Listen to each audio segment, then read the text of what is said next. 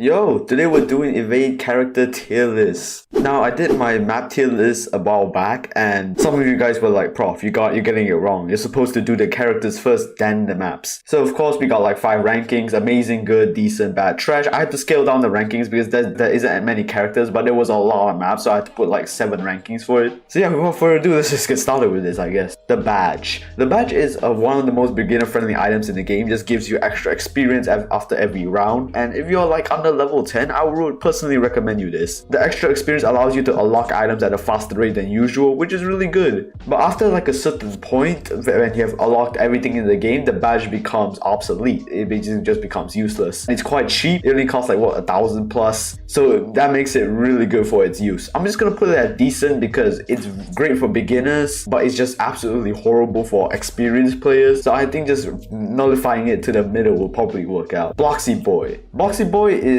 at the higher range of characters. It's one of the more expensive ones, and I can understand why. What it does is basically just allows you to get a speed boost every time you see a nextbot. It's basically a clutch character because that extra speed is actually incredibly massive. I think it's more than STILTS. I don't know exactly how much it is. I think it's like 15%, 20%. I have no clue. The only problem with it is that its cooldown is 20 seconds, and honestly that is just too long for me. Sometimes I engage with nextbots 10 seconds after the first engagement, and that BLOXY Boy boost just becomes non-existent in that time. And honestly, that's probably the only downfall that I see of the BLOXY Boy. It's a solid choice, but there are better options. But BLOXY Boy deserves a good for me. Briefcase. Briefcase is the same thing with the badge, where it's replaced with money. It also helps that it's at the lower range of characters. I think it's only about 1,000 plus, which makes it really good for beginners to use. For me, I prefer the briefcase over the badge because I prefer extra money over experience, because I think the experience that you get from normal playthrough is already enough. I see the community is incredibly divided on this, but I prefer the briefcase over the badge. The extra money is nice in my opinion. I would say the briefcase has more longevity compared to the badge, because once you reach like a certain level, the badge becomes useless, while the briefcase allows you to still get some extra money, which still might be profitable even if you're an experienced player. But I don't know, I think I'm just gonna put briefcase and the badge at the same category, although I think the briefcase has a higher case of being good than the badge. Headphones, oh my god, this is gonna be the first controversial decision, but I do not like the headphones at all. It's at the same price as the badge and the briefcase, but if given the choice, I will put the badge and the briefcase over the headphones any day. I think the headphones price should be reduced to like 1,000, bro, because in my opinion, it's probably the most useless character in the game. All these other characters that haven't ranked yet definitely rank higher than the headphones in some way. It's not really that useful in my opinion. And unlike badge or briefcase, it doesn't give any external benefit later on. Once you get something like a medkit or the HERMES shoes, like something that's higher level, the headphones just become next to useless. And also there's a special round called Quiet, which basically means that the nextbots become silent. There is a special round designed to make headphones useless, by the way. And especially people like me who don't even use sound when they're playing evade, it's just trash in my opinion. It's just trash. I've seen a lot of people defend it, like saying, oh, it's got some use and whatever, but no, let's just cope. You're coping. HERMES shoes definitely at 80%, amazing tier.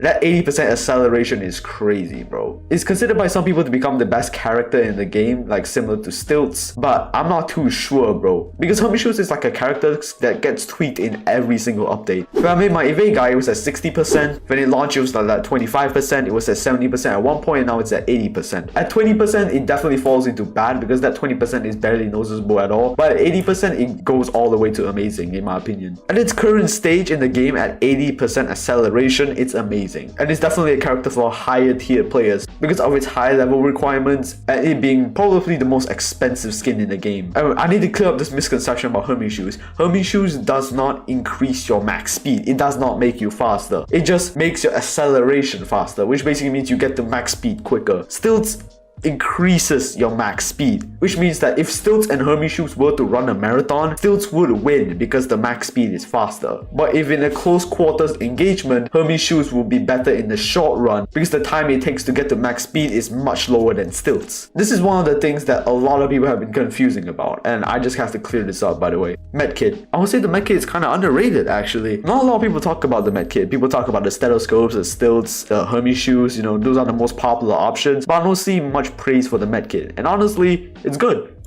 It's good. Medkit is similar to BLOXY Boy. It is a character that helps you in clutch situations. When you're in critical situations and you're down or the next bot is right next to you, BLOXY Boy and Medkit are definitely the best skins for those occasions. BLOXY Boy gives you speed while the Medkit gives you a better chance of survival after you get down. The Medkit increases your crawl speed, making you more accessible to players that are able to help you, and increases your revival time by what 30 seconds, which means that you have like what 75 or 80 seconds to get someone else that will revive you, which is a crazy amount of time, bro. The medkit is good, man. The medkit is good. Underrated, definitely. Military grade pack at its current state, amazing. 5 extra usables in a round is incredibly crazy. Before the update, it was at like 3, and you know, I would put it at good tier back then, but 5?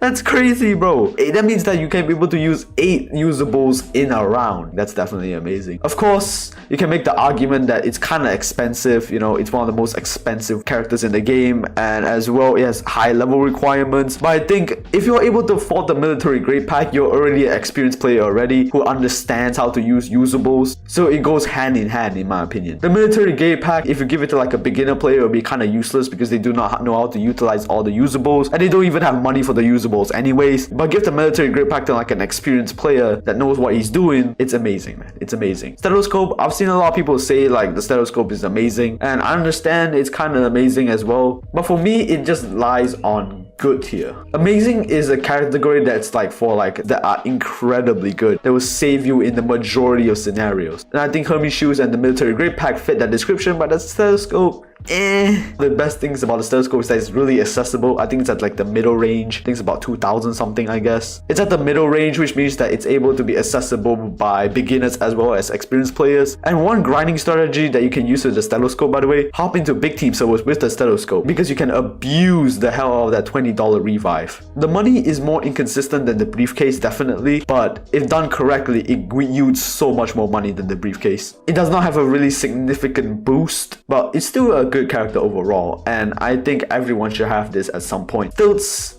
amazing. There's literally no discussion about this. The majority of the community thinks that Stilts is like the best character to have in the entire game. Some people say it's Hermes shoes, some people say it's military grade pack, but I have to agree. 6% max speed is one of the best things you can have in a game, because what matters more than speed? Nothing else. And as well, with it being more accessible than the military grade pack and Hermes shoes, I think there is a great case for Stilts becoming the definitive best character in the entire game. So yeah, that's my tier list on all the characters in Evade. One of the things that I'm surprised of is that the characters didn't get touched at all in the latest update. Like the usables and the utilities got tons of changes, but for characters, all we had was like a change to Hermes shoes and military grade pack, and that was it. There's also been some rumors that there's gonna be like 2 or 3 new characters coming into the game, and I'm really excited for those actually, and see how they compare to the meta that we have now. Thank you guys so much for watching, and yeah, I'll see you guys in the next one. Peace.